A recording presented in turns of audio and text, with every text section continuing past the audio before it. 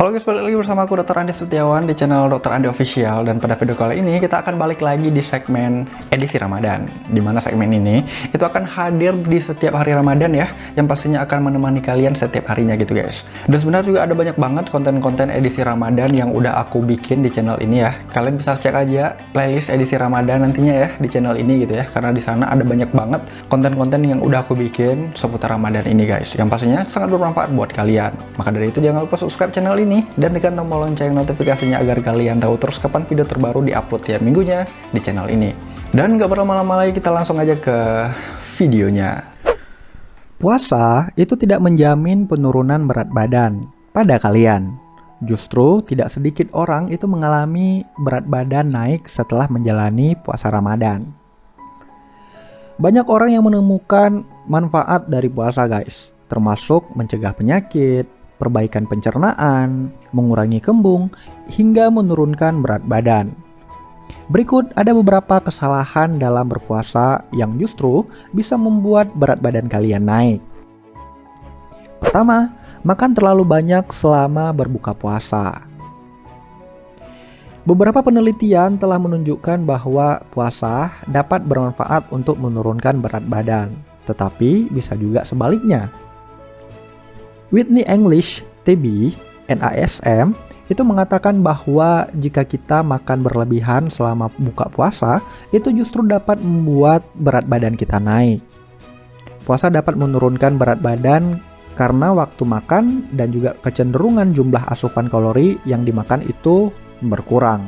Namun, jika jumlah asupan kalori per hari kalian itu saat berbuka puasa sama besarnya atau bahkan lebih besar dari hari biasanya, maka yang terjadi adalah berat badan kalian bisa naik.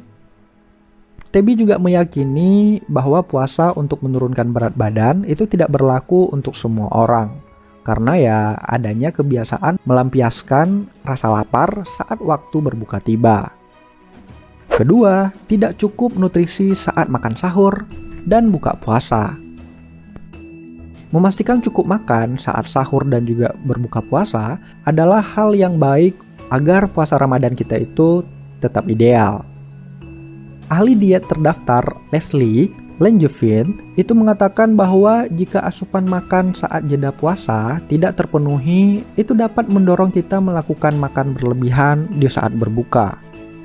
Dan jika itu berlangsung menjadi sebuah siklus sepanjang periode puasa Ramadan, maka dapat menyebabkan berat badan kalian juga bisa naik.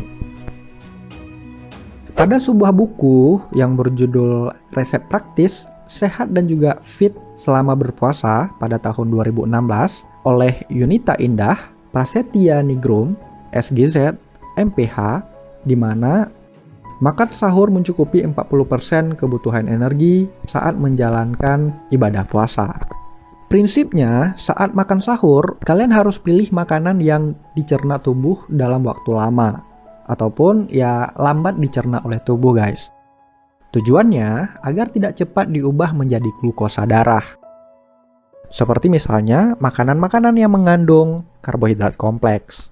Contohnya, biji-bijian utuh, buah kaya serat, sayuran kaya serat, dan juga kacang polong. Dan jenis makanan ini harus dicukupi sebanyak 40% kebutuhan energi kita saat menjalankan ibadah puasa. Sementara sebanyak 60% kebutuhan energi tubuh itu harus dipenuhi dari makanan saat berbuka puasa. Ya guys, saat berbuka puasa, itu kita perlu mengonsumsi karbohidrat sederhana yang mengandung nutrisi seperti kurma.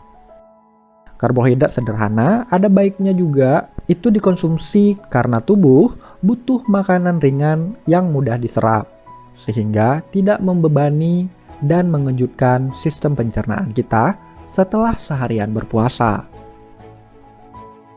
Makanan berat itu disarankan dikonsumsi setelah salat maghrib, seperti misalnya makanan yang mengandung karbohidrat kompleks. Ketiga, kekurangan protein. Saat sahur dan juga berbuka puasa itu penting banget ya untuk memenuhi asupan protein yang dapat mencegah rasa lapar. Karena ya protein di dalam tubuh itu penting untuk membantu proses ketosis yang berlangsung selama kalian berpuasa. Ketosis terjadi itu ketika tubuh kehabisan karbohidrat untuk dibakar menjadi energi. Dan waktu itu, proteinlah yang berperan memasok hati dengan asam amino yang dapat digunakan untuk gluconeogenesis atau membuat glukosa. Hati menyediakan glukosa untuk beberapa sel dan juga organ di dalam tubuh kita yang dapat menggunakan keton sebagai bahan bakar, seperti misalnya sel darah merah, bagian dari ginjal, dan juga bagian dari otak.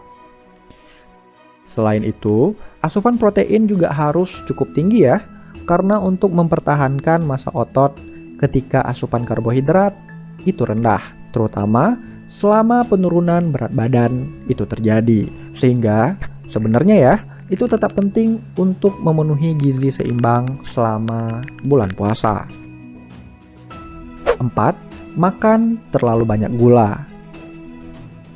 Makan makanan manis dan karbohidrat olahan seperti misalnya pasta, roti, pemanis buatan, dan makanan penutup yang berlebihan itu dapat meningkatkan kadar insulin pada kalian.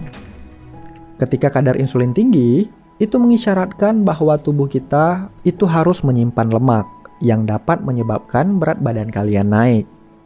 Maka dari itu, makan makanan terlalu banyak gula juga bisa mendorong kita makan lebih banyak secara umum.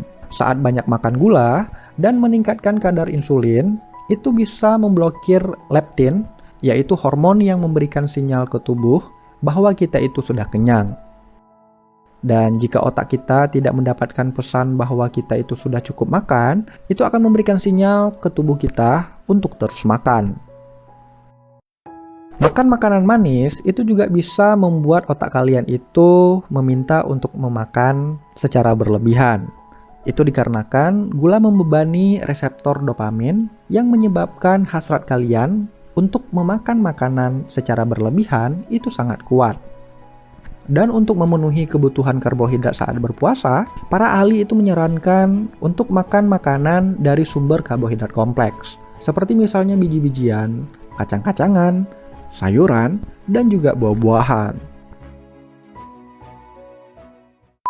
Oke, sekian aja video kali ini. Aku harap video kali ini itu bisa bermanfaat buat kalian, bisa menambah wawasan kalian, dan sebenarnya juga kalian bisa komen-komen di bawah seputar video kali ini, ataupun kalian punya ide untuk video ke depan, aku harus bikin konten tentang apa gitu, kalian bisa langsung aja tulis di kolom komentar di bawah guys. Dan seperti biasa kalian bisa like video ini jika kalian suka, cuekin aja jika kalian nggak suka, share ke teman-teman kalian yang menurut kalian butuh tentang informasi yang ada di video kali ini, subscribe juga channel ini, dan tekan tombol lonceng notifikasinya agar kalian tahu terus kapan video terbaru diupload tiap minggunya di channel ini. Follow aku juga di Instagram @dr.andisetiawan karena aku juga cukup sering meng-share beberapa informasi di sana juga guys. Oke guys, sekian dan terima kasih. See you in next video guys. Bye.